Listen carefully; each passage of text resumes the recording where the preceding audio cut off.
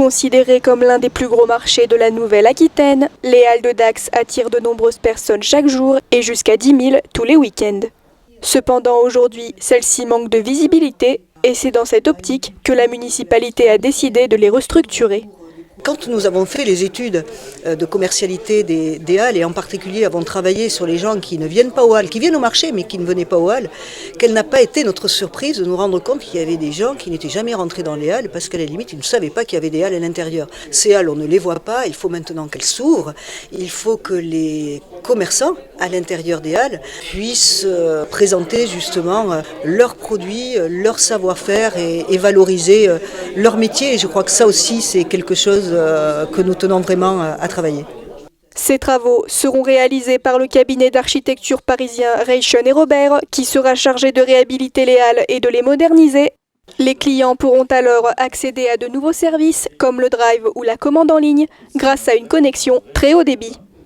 Les abords des halles seront également réaménagés avec par exemple une esplanade de 2200 m² à la place du parking semi-aérien. Malgré tout, celles-ci resteront reconnaissables puisqu'elles garderont quelques traces de leur passé dans leur nouvelle architecture.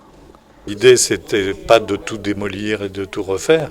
L'idée, c'est de réécrire un projet en fonction des envies d'aujourd'hui, des besoins. Ce qu'on a cherché, c'est à ouvrir, à ce que tout le périmètre soit accessible et qu'on ait envie d'entrer. C'est pour ça qu'on a détruit le haut des arcades sur les façades est et ouest pour donner à voir les activités de l'étage, puisqu'il est très important, et on a percé quelques endroits pour pouvoir créer la verrière de façon à ce que la lumière rentre au cœur du projet. On va foncer la structure des arcades et éclaircir tous les murs des boutiques et des marchés, de façon à créer l'effet de lanterne magique un petit peu, surtout le soir, mais enfin bon, même en journée, on voudrait avoir cet effet-là.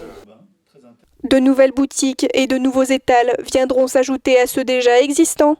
Le but est de garder la qualité des produits qui caractérisent les halles et le terroir landais et de valoriser les circuits courts, le bio et les savoir-faire artisanaux afin de faire de ce lieu le pôle alimentaire de Dax. Aujourd'hui, vous aviez 14 étals, 3 boutiques. Demain, vous aurez au total 21 étals et 4 boutiques qui seront installées avec des dedans-dehors pour les boutiques, donc qui pourront ouvrir indépendamment des halles et vraiment cette ouverture sur l'extérieur également.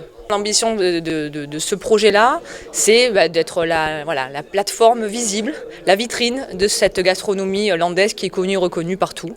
Donc demain, on la retrouvera encore plus au cœur de ville de Dax. Il ne s'agit pas d'aller faire la même chose que ce que l'on trouve dans les centres commerciaux de périphérie. Il s'agit tout simplement d'utiliser ces atouts que nous avons la chance d'avoir en cœur de ville et d'en faire une locomotive commerciale et avec quelque chose de complémentaire et de différenciant. C'est une chance, on s'en saisit et je suis sûre que nous aurons énormément de valeur ajoutée et d'attractivité à partir de ce projet. Les travaux débuteront dès janvier 2018 et tout sera mis en place pour que les commerçants puissent continuer à travailler dans de bonnes conditions et que les clients puissent continuer à venir faire leurs achats. C'est un énorme chantier dans un endroit complexe et contraint, mais ce qui s'y décide pour l'avenir est un formidable challenge avec une très belle ambition pour tout le territoire.